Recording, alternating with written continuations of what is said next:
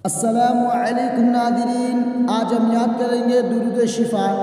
दुरूद शिफ़ा 11 मरतबा पढ़कर जिस मरीज़ पर भी दम करे शिफ़ा होगी इंशाअल्लाह। चलिए आज हम याद करेंगे दुरूद शिफ़ा, मेरे साथ आप भी पढ़िएगा। आइए वीडियो को शुरू करता हूँ।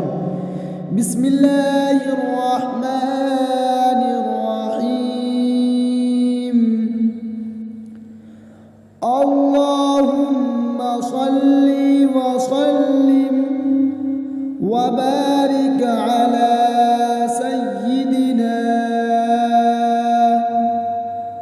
व मौलाना मुहम्मदिन तिब्बिल क़ुलूबि व दवाइहा व आफ़ियतिल अबदानी व शिफ़ाइहा व नूरिल अबसारी व ज़ियाइहा व आलिहि व सहबिहि दाइमन अबदा।